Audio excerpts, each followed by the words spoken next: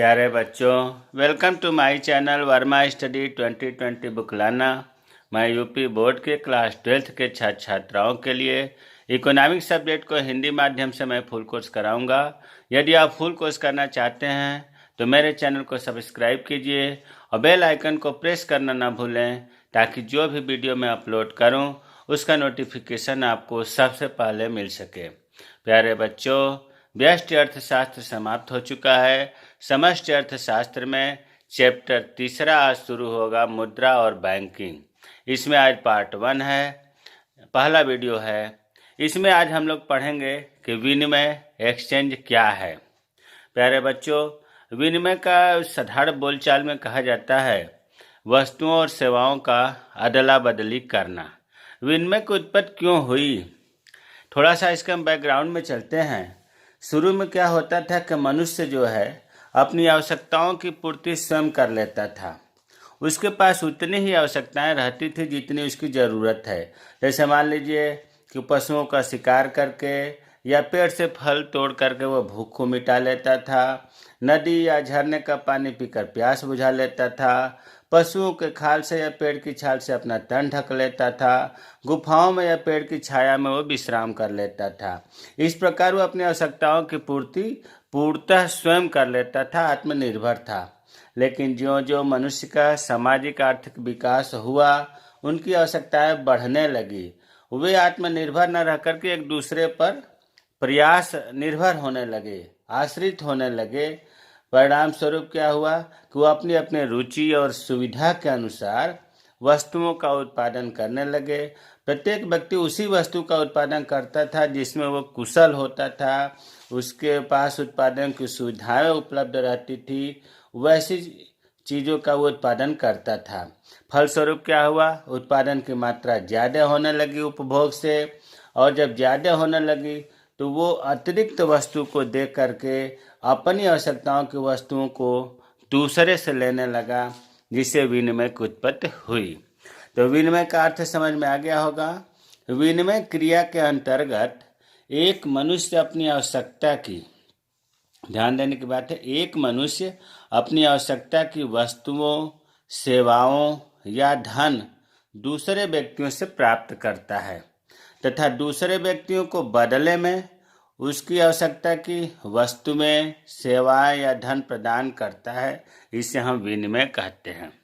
Professor martial ने बहुत अच्छी परिभाषा बताया है कि दो पक्षों के मध्य होने वाले ऐच्छिक, वैधानिक एवं पारस्परिक धन के हस्तांतरण को ही विनिमय कहते हैं। देखिए, इनकी परिभाषा में ढेर सारी विशेषताएं। अगर ये पूछा जाए कि विनिमय की विशेषता क्या है, तो इनकी परिभाषा से ही विशेषताएं भी निकल रहा है। देखो, इसमें लिखा है दो पक्षों के मध्य। दो पक्ष का मतलब हुआ कि एक वस्तु देने वाला होगा और दूसरा वस्तु को लेने वाला होगा। ऐच्छिक, ऐच्छिक मतलब इच्छा से धन का हस्तांतरण होना चाहिए, इसमें किसी प्रकार का दबाव नहीं होना चाहिए। तीसरा है वैधानिक। वैधानिक का मतलब धन का हस्तांतरण जो हो रहा है वो वैधानिक हो, कानून सम्मत हो, नियम के विरुद्ध न हो, तो वैधानिक होना चाहिए। और पारस्परिक धन का हस्तांतरण, पारस्परिक धन का हस्तांतरण का मतलब हुआ कि यह हस्तांतरण परस्पर आपस में समझौते के आधार पर होना चाहिए। और यह जो हस्तांतरण होगा वो वस्तु का भी हो सकता है, सेवा का भी हो सकता है, धन का भी हो सकता है। जब इतनी चीज़ें आपस में मिलती हैं तो इसे हम कहते हैं विनिमय। तो प्रोफेसर मार्शल की परिभाषा से एक प्रश्न और तैयार हो जाता है कि विनिमय की विशेषताएं कौन कौन सी हैं, या विशेषताएं बताइए। एक और परिभाषा प्रोफेसर जेवंस के अनुसार कम आवश्यक वस्तुओं से अधिक आवश्यक वस्तुओं की अदल बदल को ही विनिमय कहते हैं। मान लो किसी व्यक्ति के पास एक्स्ट्रा वस्तु है, अर्थात उससे ज़्यादा आवश्यक दूसरा वस्तु है जो इस पर नहीं है, तो अपने कम आवश्यक वस्तु को दे करके अधिक आवश्यक वस्तु को अगर ले तो उससे हम विनिमय कहते हैं। तो हमें उम्मीद है कि विनिमय की परिभाषा समझ में आ गया होगा। अब आते हैं विनिमय के प्रकार। विनिमय दो प्रकार का होता है, प्रत्यक्ष विनिमय या वस्तु विनिमय प्रणाली। वस्तु विनिमय प्रणाली को ही प्रत्यक्ष विनिमय डायरेक्ट एक्सचेंज भी कहते हैं, और दूसरा अप्रत्यक्ष विनिमय जिसको हम परोक्ष विनिमय भी कहते हैं, क्रय विक्रय प्रणाली भी कहते हैं, और मौद्रिक विनिमय प्रणाली भी कहते हैं। तो हम दोनों प्रकार को पढ़ेंगे। पहला है वस्तु विनिमय प्रणाली, बार्टर सिस्टम। देखिए, इसमें नाम से ही लग रहा है, विनिमय का मतलब हमने एक शाब्दिक अर्थ बताया कि वस्तुओं और सेवाओं का अदला बदली। तो यहाँ वस्तु से वस्तु का या वस्तु से सेवाओं का विनिमय जब होता है तो उसे हम वस्तु विनिमय प्रणाली कहते हैं। बहुत आसान है, ज़्यादा परेशान होने की जरूरत नहीं है। वस्तु विनिमय प्रणाली में वस्तु से वस्तु का या वस्तु से सेवाओं का विनिमय होता है। मुद्रा का इसमें कहीं भी नामो निशान नहीं होता, मुद्रा का अभाव रहता है एक प्रकार से वस्तु विनिमय प्रणाली में। तो देखिए, वही चीज़ लिखा है कि जब दो व्यक्ति परस्पर अपनी वस्तुओं और सेवाओं का प्रत्यक्ष रूप से आदान प्रदान करते हैं। किसका? वस्तुओं और सेवाओं का। इसी वस्तुओं और सेवाओं से ही आदान प्रदान करते हैं, तो इस प्रकार की क्रिया को वस्तु विनिमय कहते हैं। इस प्रणाली के अंतर्गत मुद्रा का प्रयोग नहीं होता है, वरन वस्तुओं तथा सेवाओं का ही आदान प्रदान होता है। इसका उदाहरण से क्लियर हो जाएगा, जैसे अनाज के बदले आइसक्रीम लेना। आज भी ग्रामीण क्षेत्र में देखते हैं कि आइसक्रीम वाले अनाज लेते हैं और उसके बदले आइसक्रीम देते हैं, वस्तु से वस्तु देते हैं, तो ये वस्तु विनिमय प्रणाली हुआ। कपड़ों के बदले में स्टील के बर्तन लेना, अनाज देकर के सब्जी लेना, गांव में अब भी अनाज देकर सब्जी लोग लेते हैं, ये क्या है? वस्तु विनिमय प्रणाली का उदाहरण है। और नाई, धोबी, बढ़ई, ग्रामीण क्षेत्रों में नाई, धोबी, बढ़ई आदि को उनकी सेवाओं के बदले में अनाज दिया जाता है, तो सेवाओं के बदले भी अनाज दिया जाता है, यह भी वस्तु विनिमय प्रणाली है। ग्रामीण क्षेत्रों में आज भी ये प्रचलित है। अब आते हैं वस्तु विनिमय प्रणाली की आवश्यक शर्तें। क्या क्या दशाएं होनी चाहिए ताकि वस्तु विनिमय प्रणाली हो, या वस्तु विनिमय प्रणाली के लिए आवश्यक दशाएं, आवश्यक शर्तें क्या है? तो पहला ये है कि मनुष्य की आवश्यकताएं सीमित हो। अगर बहुत ज़्यादा मनुष्य की आवश्यकताएं होंगी तो कहाँ से वस्तु विनिमय हो पाएगा? संभव ही नहीं होगा। और आज के ज़माने में विकसित अर्थव्यवस्था के कारण प्रतिदिन हजारों लाखों वस्तुओं का आदान प्रदान हो रहा है, जो कि वस्तु विनिमय प्रणाली लोप होता जा रहा है। तो पहला है इसमें कि मनुष्य की आवश्यकताएं सीमित हो। इसका मतलब ये हुआ कि वस्तु विनिमय प्रणाली के लिए जरूरी है कि इसका जो आवश्यकता है वो सीमित हो। दूसरा है विनिमय क्षेत्र सीमित हो। विनिमय क्षेत्र सीमित रहेगा, एक दूसरे के बारे में लोग परिचित रहेंगे, एक दूसरे की आवश्यकताओं से परिचित रहेंगे, तभी तो वो आवश्यकता अनुसार वस्तुओं का उत्पादन करके आपस में विनिमय कर सकेंगे। अगर विनिमय क्षेत्र बहुत विस्तृत है तो संभव नहीं है, एक दूसरे के आवश्यकता के बारे में एक दूसरे से परिचित नहीं रहेंगे, इसलिए जरूरी है विनिमय क्षेत्र सीमित हो। समाज आर्थिक रूप से पिछड़ा हो। अगर आर्थिक रूप से समाज पिछड़ा नहीं होगा तो वस्तु विनिमय प्रणाली का प्रयोग कहाँ हो पाएगा? और जिनके पास पैसा रहेगा, आर्थिक स्थिति से मजबूत रहेंगे, वो वस्तु विनिमय प्रणाली थोड़े नहीं करेंगे। तो ये जरूरी है वस्तु विनिमय प्रणाली के लिए कि समाज आर्थिक रूप से पिछड़ा हो। मुद्रा विनिमय का माध्यम न हो, मतलब मुद्रा का अभाव हो या मुद्रा में अविश्वास हो। कभी कभी होता क्या है कि मुद्रा के मूल्य में निरंतर गिरावट होने लगती है, तो जनता का मुद्रा पर से विश्वास हट जाता है। ऐसी दशा में वस्तु विनिमय प्रणाली को बढ़ावा मिलता है। तो मुद्रा में अविश्वास होना भी वस्तु विनिमय प्रणाली की बढ़ावा देता है। अब है परिवहन की सुविधाओं का अभाव होना। पहले प्राचीन समय में ज़्यादातर परिवहन की सुविधाओं का अभाव होता था। ऐसी स्थिति में वस्तुओं का स्थानांतरण नहीं हो पाता था, क्योंकि परिवहन था ही नहीं, तो वस्तुओं का भारी भारी वस्तुओं का स्थानांतरण कैसे होता था?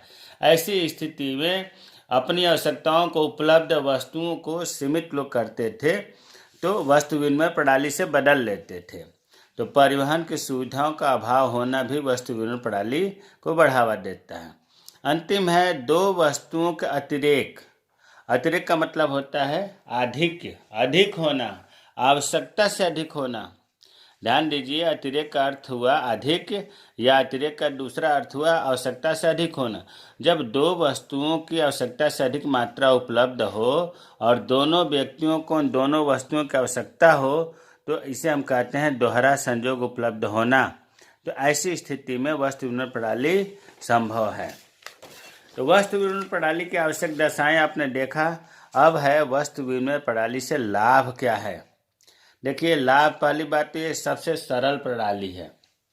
इसमें क्या कुछ भी टेक्निकल चीज़ नहीं है। एक वस्तु को दे करके दूसरे वस्तु को प्राप्त करना है। जो अधिक वस्तु है उसे दे देना है और जो आवश्यकता की वस्तु है उसे प्राप्त करना है। दूसरा है पारस्परिक सहयोग एवं राष्ट्रीय एकता में वृद्धि। इस प्रणाली से क्या होता है कि वस्तुओं का जब प्रत्यक्ष आदान प्रदान होता है तो लोगों में पारस्परिक सहयोग की भावना उत्पन्न होती है, आपस में सद्भाव उत्पन्न होता है। इससे राष्ट्रीय एकता का प्रोत्साहन मिलता है, बढ़ावा मिलता है। आय तथा संपत्ति का समान वितरण होना।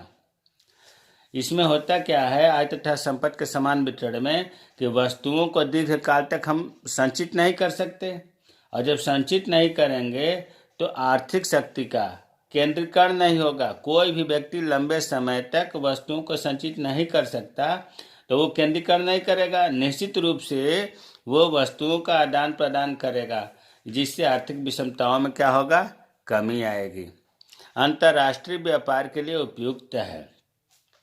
अंतर्राष्ट्रीय व्यापार के लिए इसलिए महत्वपूर्ण है कि प्रत्येक देश की जो मुद्रा होती है भिन्न भिन्न होती है, जिससे एक वस्तु को देते हैं तो दूसरे मुद्रा लेने में और देने में कठिनाई, समस्या आती है। लेकिन अगर हम वस्तु विनिमय प्रणाली से अंतर्राष्ट्रीय व्यापार करें तो कोई भी कठिनाई नहीं आती है।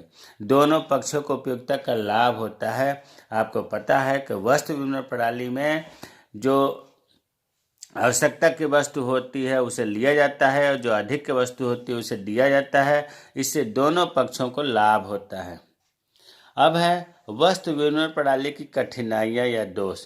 प्यारे बच्चों, बहुत महत्वपूर्ण है ये वस्तु विनिमय प्रणाली की कठिनाइयाँ या दोष या सुविधाएं एक ही चीज़ है। इनमें खूब पूछा जाता है, इसलिए हमने इसकी व्याख्या भी यहाँ लिखा है, क्योंकि ज़्यादातर छोटे प्रश्नों में पूछा जाता है वस्तु विनिमय प्रणाली की कठिनाइयाँ। तो देखिए, सबसे पहले जो सबसे महत्वपूर्ण इसमें कठिनाई आती है वो आती है दोहरे संयोग का अभाव। दोहरे संयोग का मतलब डबल संयोग करना है, डबल चीज़ों को हमें मिलाना है। इसमें होता क्या है कि वस्तु विनिमय प्रणाली में मनुष्य ऐसे व्यक्तियों को खोजता है जो उसके अतिरिक्त वस्तु ले ले और उसकी इच्छा की वस्तु दे दे। ये बहुत ही कठिन काम है कि ऐसा व्यक्ति आप खोजो जो आपकी अतिरिक्त वस्तु है वो ले ले और आपकी इच्छा अनुसार वो वस्तु दे भी दे। इसका उदाहरण एक ले लेते हैं। जैसे मान लो योगेश के पास गेहूं है, योगेश के पास गेहूं एक्स्ट्रा है, उपभोग से अधिक है, और वो गेहूं को बदले चावल प्राप्त करना चाहता है। तो योगेश क्या करेगा, ऐसा व्यक्ति खोजेगा जिसके पास चावल हो, तभी तो वो देगा, और साथ ही साथ वह बदले में गेहूं लेने के लिए भी तैयार हो। इसमें देखो दो चीज खोजना है, मतलब वो चावल उसके पास अधिक भी हो और वो गेहूं लेने के लिए तैयार भी हो। डबल संयोग मिलाना है, इसीलिए कहा जाता है दोहरे संयोग का अभाव। ऐसा पारस्परिक संयोग मिलना बहुत कठिन है। आज के ज़माने में विकसित अर्थव्यवस्था में संयोग मतलब जहाँ प्रतिदिन लाखों वस्तुओं का विनिमय हो रहा है, लाखों व्यक्ति कर रहे हैं वस्तुओं और सेवाओं का विनिमय, ऐसी स्थिति में संयोग मिलना लगभग असंभव सा है। दूसरा है मूल्य मापन का अभाव। वस्तु विनिमय प्रणाली में ये बहुत महत्वपूर्ण कठिनाई है कि मूल्य का माप कैसे किया जाए, विनिमय का जो दर है वो निश्चित कैसे किया जाए, निश्चित करना बहुत कठिन है। इसके कारण वस्तुओं की संख्या का निरंतर बढ़ते जाना है।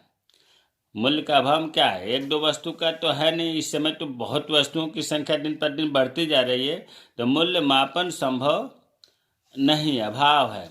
एक उदाहरण से इसे समझते हैं। जैसे मान लो किसी व्यक्ति के पास गाय है और उसके बदले में वो कितना कपड़ा ले, कितना गेहूं ले और कितनी ज़मीन उसको चाहिए, यह निश्चित करना अत्यंत कठिन है। कैसे हो पाएगा वस्तु विनिमय प्रणाली? कोई व्यक्ति है, गाय को दे करके गाय के बदले में कपड़ा, भूमि और गेहूं लेना चाहता है। तो निश्चित कैसे हो कपड़े का विनिमय दर, गेहूं का विनिमय दर और भूमि का विनिमय दर? मूल्य मापना अभाव है, मूल्य मापना संभव नहीं है, तो ये कठिनाई आती है। तीसरा है वस्तु विभाजन में कठिनाई। बहुत सी ऐसी वस्तुएं हैं जिनका विभाजन नहीं किया जा सकता, और अगर विभाजन करेंगे तो इसका महत्व ही समाप्त हो जाता है। उदाहरण से समझते हैं, जैसे मान लो विवेक है, वो गाय के बदले में, विवेक गाय के बदले में कपड़ा, अनाज और जूता लेना चाहता है। अब विवेक को ऐसा व्यक्ति ढूंढना बहुत कठिन है जो उसकी गाय को ले ले और उसकी आवश्यकता अनुसार कपड़ा, अनाज, जूता तीनों चीज देने को तैयार हो। ऐसा मिलना कठिन है, और वो अलग अलग व्यक्तियों से अपनी आवश्यकता की वस्तुएं ले नहीं सकता, क्योंकि गाय का विभाजित तो करेगा नहीं। अगर 3 लोग तैयार भी हो जाए तो गाय किसको दिया जाएगा? गाय का विभाजन करना संभव नहीं है। तो वस्तु विभाजन में कठिनाई भी वस्तु विनिमय प्रणाली की प्रमुख समस्या है। चौथा है मूल्य संचय का अभाव। संचय मीन्स इकट्ठा करना, मूल्य संचय का। ये वस्तुएं और जो हैं, अधिकांश वस्तुएं जल्दी नष्ट हो जाती हैं। इनका हम वस्तुओं का संचय अधिक दिनों तक नहीं रख सकते, और जब अधिक दिनों तक नहीं रखेंगे तो मूल्य संचय भी नहीं होगा। भाई पैसे तो है नहीं कि हम बैंक में रख दिए ज़्यादा दिन तक तो हमारे पास स्टॉक बना रहेगा। वस्तु ज़्यादा दिन तक रहेगी नहीं, नष्ट हो जाएगी, तो मूल्य संचय का अभाव रहता है, ज़्यादा दिन तक रोक नहीं सकते। स्थान परिवर्तन की कठिनाइयाँ। प्राचीन काल में क्या होता था कि परिवहन का साधन का अभाव होता था। इसमें वस्तुओं के हस्तांतरण में, वस्तुओं के एक स्थान से दूसरे स्थान पर ले जाने में कठिनाई होती थी, क्योंकि परिवहन का अभाव था। और यदि एक व्यक्ति को किसी कारण से एक स्थान छोड़कर या दूसरे स्थान पर जाना पड़ता था तो उसके लिए अपनी संपत्ति को साथ ले जाना संभव नहीं था। ऐसी स्थिति में वो वस्तु विनिमय प्रणाली को अपनाता था। वस्तु को दे करके और ले जाने लायक वस्तु को बदल लेता था। ये भी समस्या आती थी कि स्थान परिवर्तन में वो परिवहन के साधनों के अभाव में वस्तुओं का हस्तांतरण कैसे करें। लास्ट है भावी भुगतान की असुविधा।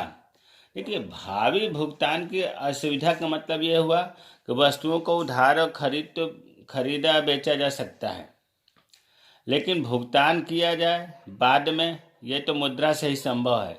आज के ज़माने में क्या है कि आज हम मान लीजिए किसी को हमने 1000 रुपये दिया और 6 महीने बाद 1000 रुपये का कोई वस्तु दिया, और हमने ये कहा कि भाई 6 महीने बाद जो है हमको 1200 का ये वस्तु दे देना।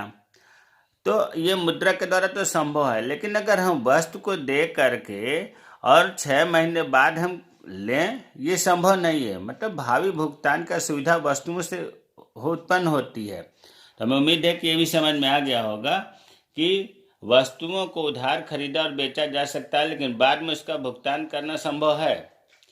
तो भुगतान के लिए मुद्रा प्रणाली ही संभव हो पाता है, वस्तु विनिमय प्रणाली के द्वारा असुविधा ही रहती है भावी भुगतान के लिए। तो आपने वस्तु विनिमय प्रणाली के लाभ पढ़ा, वस्तु विनिमय प्रणाली के दोष पढ़ा। अब जो अगली प्रकार है विनिमय का वो है मौद्रिक विनिमय, जिसको हम क्रय विक्रय या परोक्ष विनिमय कहते हैं। आजकल यही विधि ज़्यादा अपनाई जा रही है। जब वस्तुओं का आदान प्रदान क्रय विक्रय द्वारा, क्रय मतलब किसी वस्तु या सेवा को खरीदना, और विक्रय मतलब मुद्रा लेकर वस्तु को बेचना द्वारा अथवा मुद्रा के माध्यम से किया जाता है। वस्तुओं का आदान प्रदान मुद्रा के माध्यम से किया जाता है, तो इसी विनिमय को क्रय विक्रय प्रणाली या मुद्रा विनिमय प्रणाली कहा जाता है। परोक्ष विनिमय भी इसी को कहते हैं। क्यों कहते हैं? क्योंकि इसमें वस्तुओं का आदान प्रदान नहीं होता है। क्रय का मतलब हुआ मुद्रा देकर वस्तु अथवा सेवा को खरीदना, विक्रय मतलब मुद्रा लेकर वस्तु को बेचना। मौद्रिक विनिमय प्रणाली में बहुत ज़्यादा कुछ नहीं है। ज़्यादातर क्वेश्चन वस्तु विनिमय प्रणाली क्या है, वस्तु विनिमय प्रणाली की आवश्यक शर्तें क्या है, वस्तु विनिमय प्रणाली के कठिनाइयाँ क्या है, महत्वपूर्ण होता है। प्यारे बच्चों, हमें उम्मीद है कि विनिमय क्या है, विनिमय के दोनों जो प्रकार है आपको विस्तृत अच्छे ढंग से समझ में आ गया होगा। अगर किसी कार्ड से समझ में नहीं आया है तो आप कमेंट्स करें, मैं रिप्लाई करूँगा। मेरे चैनल को सब्सक्राइब कीजिए। जय हिंद, जय भारत।